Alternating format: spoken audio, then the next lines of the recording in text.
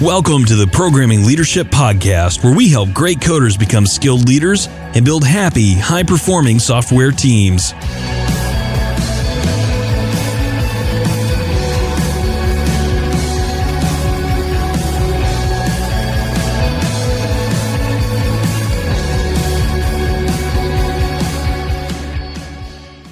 There is always more information.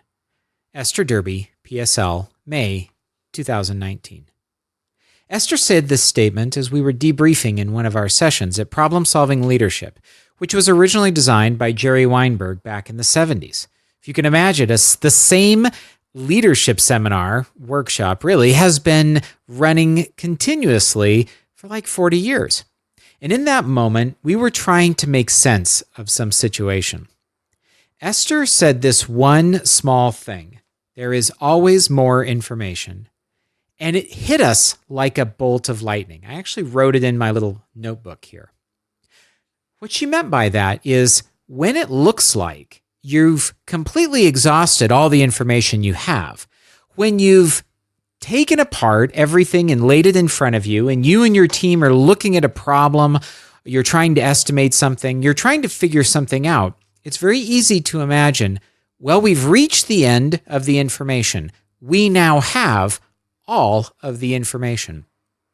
Frankly, I hear this a lot from technical leaders, teams, and programmers. In fact, it's not hard to imagine a programmer saying, well, I have everything I need to know to finish this. But that one statement that introduces uncertainty and that shows us that there are possibilities out there, that we do not have all the information and that there is always more information, means that we need to be careful about closing the lid on our information gathering activities. Now, one of the worst things you can do when you're trying to problem solve is to imagine you've got everything you need. And that's because it really limits where you can go from there. So I want you to try this. The next time your team is working on decomposing stories, or you're working through a situation with someone, or maybe you're even just trying to analyze a situation yourself, I want you to write this one statement down. There is always more information. And then I want you to consider sources of information that haven't yet been introduced into the problem space. The problem space, by the way, is the container where you, in your own head, you with someone else, or maybe your whole team, are working together on something. So I want you to introduce this idea. There is always more information. And then ask, what other information could we be overlooking? And where could we go look? Sometimes we don't even know where to go look for more information. But let me give you a few examples of places I go look for information. So one thing is I try and find data about how people are feeling. Yeah, that's a weird phrase. Data about feelings. But yeah, knowing how your team feels about things is an incredibly important part of their problem solving and decision-making process. So getting people to talk about the data for what's going on inside them, which is usually information that's not considered when we're trying to evaluate a technical framework or debug some sort of production problem. How people are feeling about it oftentimes limits what they can see. Isn't that crazy? How people are feeling about things limits the possibilities and the data they can gather. So talking about the way they feel, the assumptions they make, and what we're not at all talking about is an incredibly important part of problem solving. This leads to the next kind of data that is oftentimes isn't talked about. When we think about there is always more information, assumptions come to mind. What assumptions are we making? What assumptions are we not talking about? What crazy ideas are so far out in left field that we'd never even consider them? I was once talking with Jerry Weinberg, and I was complaining that my dog wouldn't be quiet because we were trying to record a podcast and my little dog was yipping and wanted out. And I said, Jerry, I have to get up and let my dog out. And he said, well, you don't have to. Now, this is going to sound really harsh. Jerry loved dogs. In fact, Jerry and his wife, Danny, were professional dog trainers. In fact, Danny is like a dog psychiatrist now. She helps the people that own the dog, but she helps them, people and dogs live in harmony. And Jerry said to me, well, you don't have to. You're not compelled. And I said, what other choice do I have? And he said, well, you could shoot the dog, right? And that would shut the dog up. And I was horrified. I said, what do you mean I could shoot the dog? I couldn't. And he said, well, maybe you couldn't bring yourself to, but you're always talking in this limiting language, like you have to let the dog out. No, you don't have to. You get to. You can. You can choose to do that.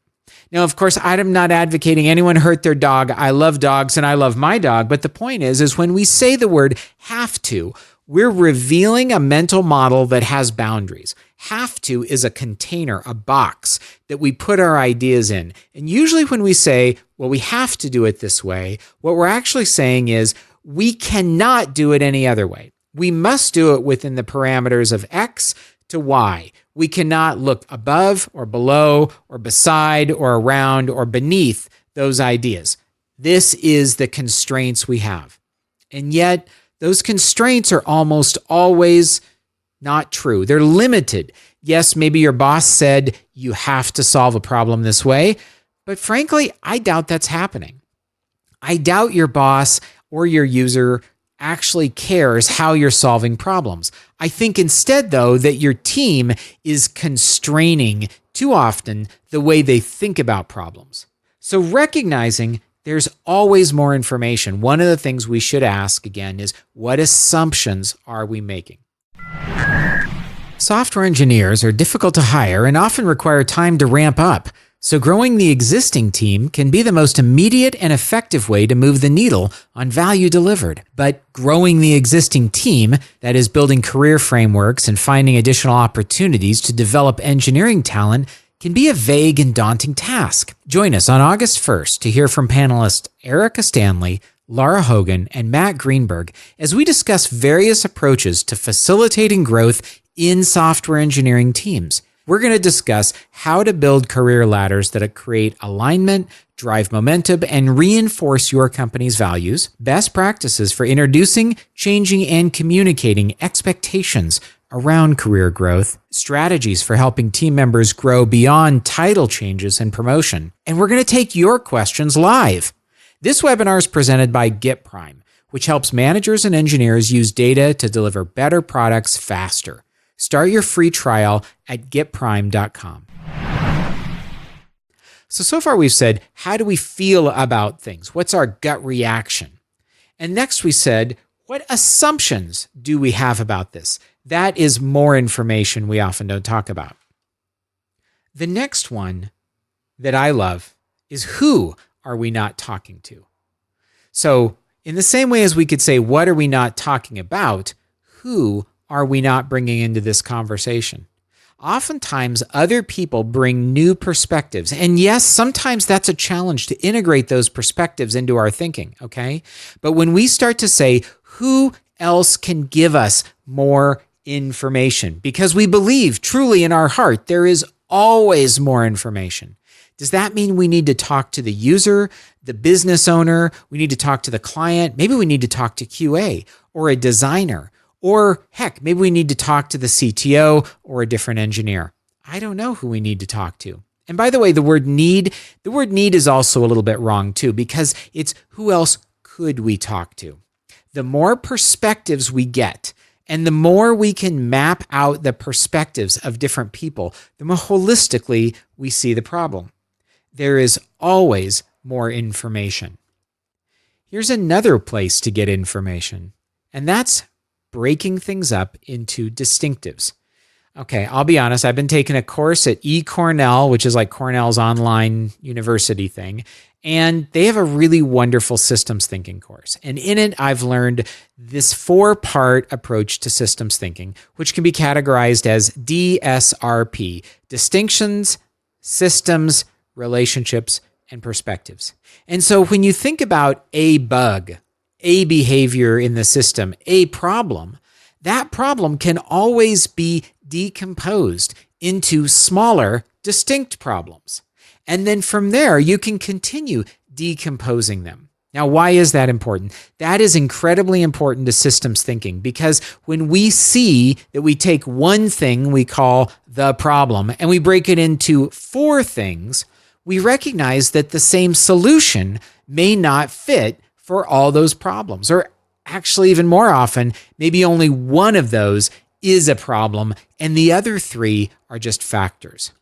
Let me give you an example. I was speaking with someone the other day who had an engineer who lives in a neighboring city, is trying to move to the city where the team is co-located. That was part of the hiring agreement, but keeps finding reasons to work from home. Yes, it's a 90-minute drive, but the reality is that that's where the job is. It's a co-located job. And the manager was frustrated because the person left unexpectedly in the middle of the day after a few months' work. Oh, I need to go home. I'm just sending a Slack message to everyone saying I'm working remote for the rest of the day. Now, this might sound totally reasonable to you. When the manager went back to the person and said, wait, you're doing what? I need you here. The person said, well, you should probably hire someone to be there, who can fill in, because I'm not able to work on all of my most important projects anyway. So now the manager has a whole bunch of stuff running around in his head. And when they pinged me on Slack, we were able to talk through it. And I immediately saw that there were actually multiple things occurring at once. And this is where it goes from a big mess, and systems thinking helps you turn a big mess into discrete, smaller situations. So one of the first things I did is I created distinct problems. I said, well, one of the situations is that the person who should be on site is not able to be on site. That is a situation. The second situation is how they're handling it. Their second distinctive, how they're handling it. They are not checking with you and talking with you and openly communicating with you about when they need to work from home. They're just taking off in the middle of the day and saying, please cover for me. And that's bothering you. And now third, there's the idea that they're not able to get their most important work done. So maybe you should hire someone to offset some of that work. And yet all of those 3 things got jumbled into a 30-second conversation that left the manager feeling really frustrated and overwhelmed. Now, after we took it apart, and by the way, taking things apart is a way to get more information. So yes, this is a way to just embrace that rule. There's always more information. So taking it apart, we said, does the problem of the person not being able to get all of their most important projects done have anything to do with them being not co-located? Well, turns out it didn't. Those were separate problems. So the idea of hiring someone to help was completely disconnected from the fact that they really needed to move to that town and join the co-located team. Now, was the fact that they hadn't moved to the town yet related at all to the fact that they were not clearly and respectfully communicating with their manager? No, that was a separate issue. Did all these have a relationship to each other? They did. It was a temporal relationship in time. And maybe you might say a little bit of causation. One thing sort of caused another behavior or led to. Without causation, maybe you say correlation. But either way, they were related in time and proximity. But ultimately, these 3 things were separate. And with that, the manager could go back to the person and say, I have more information. I see 3 distinct issues, not one. And I think we should address these as 3 distinct issues. The first one being, are you able to do this job where the job needs to be done? The second one is our relationship. Why aren't we communicating effectively about this topic? And the third one is, why can't you get your most important projects done? And how can we help you to do that? Because jumping all the way from A to Z to say the solution is to hire someone to fill in and do the least important work is really not going to fix problem A, B, or C, right? And it probably will introduce more problems because that's what solutions always do. So breaking something down is a way of getting at the more information that is inherent in every situation. I think that you should try and practice asking, how do we feel about this? What assumptions are we making? Who else's perspective and ideas need to be brought in here? And how can we break this down into smaller pieces so that we can check and see if a solution is the right fit for all these, or more often, we need to have different approaches and solutions to different situations. Because sometimes, as you might expect, when we fix one thing, we actually make the whole situation worse because we haven't broken it down and thought about it systemically. I'm Marcus at marcusblankenship.com. This is the podcast called Programming Leadership. Thanks for joining us today. Send your questions into Marcus at marcusblankenship.com and I'll answer them on the air. And go be with your team. Thank you for listening to Programming Leadership. You can keep up with the latest on the podcast at www.programmingleadership.com and on iTunes, Spotify, Google Play, or wherever fine podcasts are distributed. Thanks again for listening, and we'll see you next time.